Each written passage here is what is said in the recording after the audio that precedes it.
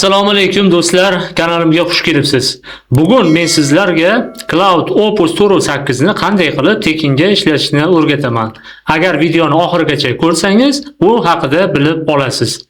Demak do'stlar, Cloud AI o'zini yaqinda Cloud Turo 8 ya'ni Opusni Turo 8 versiyasini modelini taqdim qildi. Bu modeli pulga ochiladi, ya'ni pulga ishlaydi. Ya'ni buni agar to'lovini qiladigan bo'lsangiz, hozir ko'rsataman tarifini. Yo'q, kamida $20 sotib olishingizga to'g'ri keladi. Lekin buni yo'llari bor. Qanday qilib buni aynan mana shu versiyasini ishlatishimiz mumkinligini men sizlarga ko'rsatib o'taman. Demak do'stlar, bo'lmasa boshladik. Buning uchun bizga do'stlar gitlab.com degan sayt kerak bo'ladi. GitLab kerak bo'ladi. GitLab deb yozasiz. Shu yerga oddiygina GitLab deb yozsangiz bo'ldi. gitlab.com. Xo'p. Ochiladi. Bu yerdan osongina ro'yxatdan o'tib olasiz. Yana bir narsani aytib qo'yay. Bu yerda hech qanaqangi viza karta, ortiqcha bosh og'riq degan narsalar yo'q. Shuna ro'yxatdan o'tib, bitta ikkita narsalarni to'ldirib qo'ysak bo'ldi. Ishlayveradi. Cloud Turo 8 Opus versiyasi. Demak, unda boshladik. Mana bu yerdan ro'yxatdan o'tib olamiz dastlab. Sign in ni bosamiz. Xo'p. Bizdan captcha so'radi. Bu yerdan mana shunga o'xshagan ro'yxatdan o'tish chiqadi. Google ni bosamiz, ya'ni osonroq ro'yxatdan o'tadi. Xo'p, mana buni ham bosamiz. Pochtamiz davom etishni bosamiz.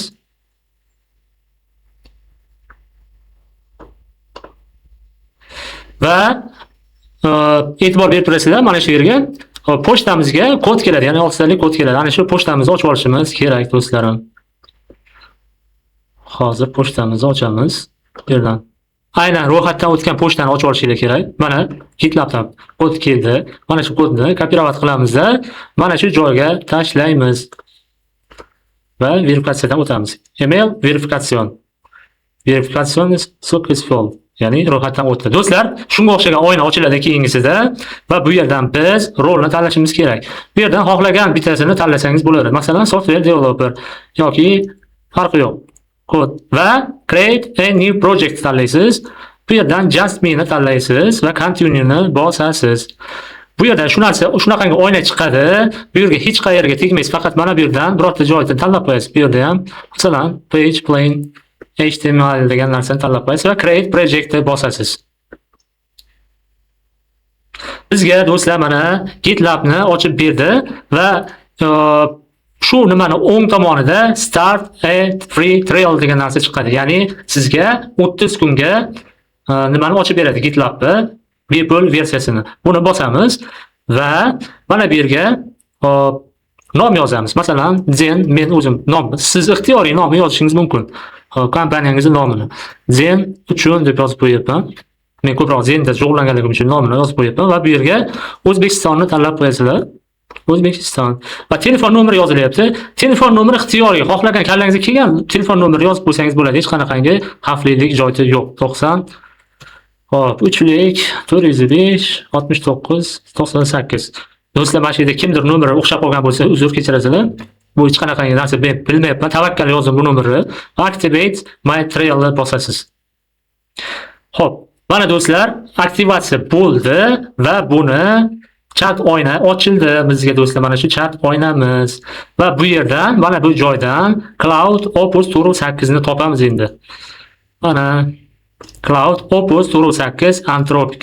Mana do'stlar, bizga hozir mana bu narsani mana bu yerda ishlatish imkonini berdi 30 kunga. Keyingi 30 kun to'lgandan keyin yana boshqa akkaunt ochasizda, ya'ni boshqa Gmail orqali o'tkazib ishlayverasiz buni. Masalan, 1 yilda 12 ta Gmailingiz ketadi. Taxminan 1 yil ishlatadigan bo'lsangiz, har safar tekinga berishi mumkin. Bu qachongacha davom etadi bilmayman to'g'risi, balki 1 oyda uzib qo'yish mumkin. Offer degan narsa bor.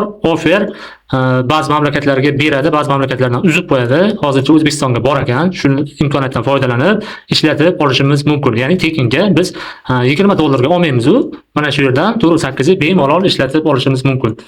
Xo'p, bu yerga yozamiz. O'zingni tanishtir deymiz. Biz bilmaymiz, hozir o'zingni tanishtir deb yozamiz. Bemalol yozsangiz bo'ladi. Bu o'zini tanishtiradi hozir.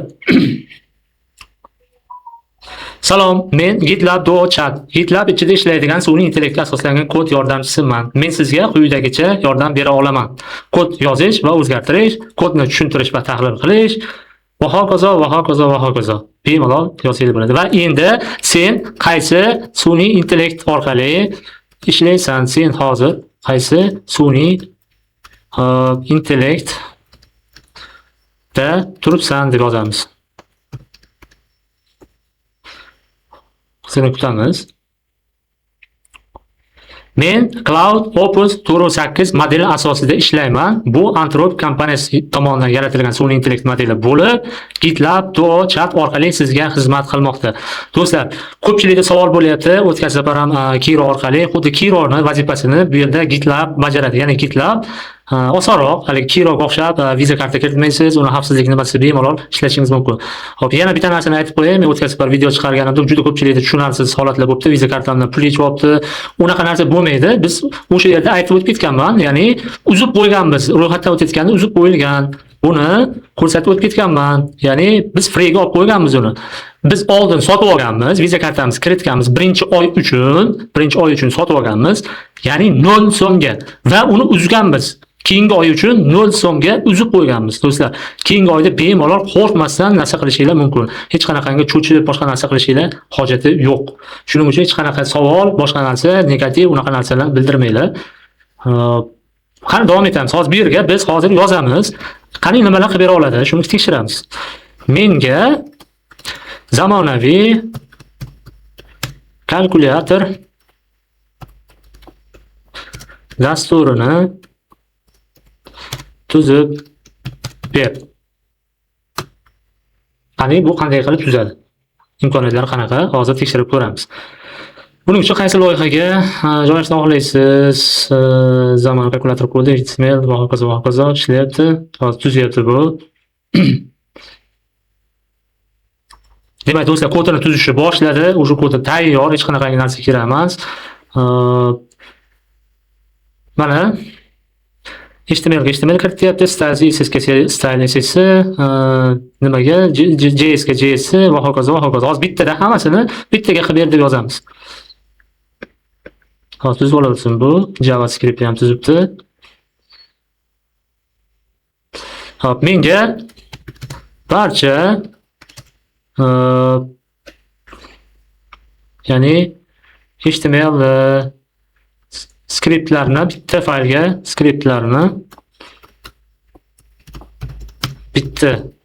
faylga joylab ber.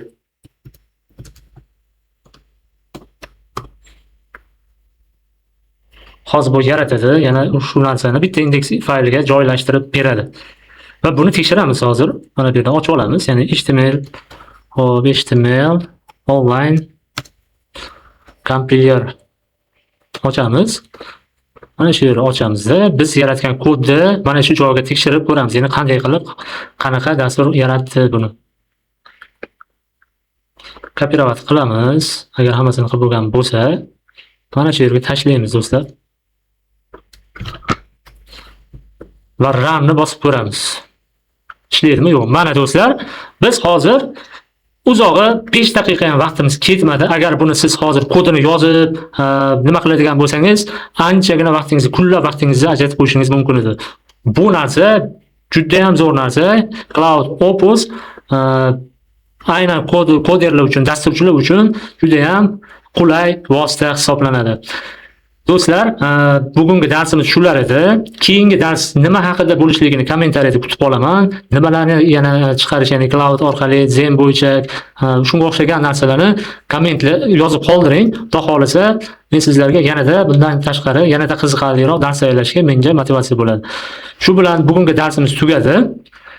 Agar dars yoqqan bo'lsa, like bosib qo'ying. Buni yanada ko'proq kishilarga yetib borishga ta'minlaydi.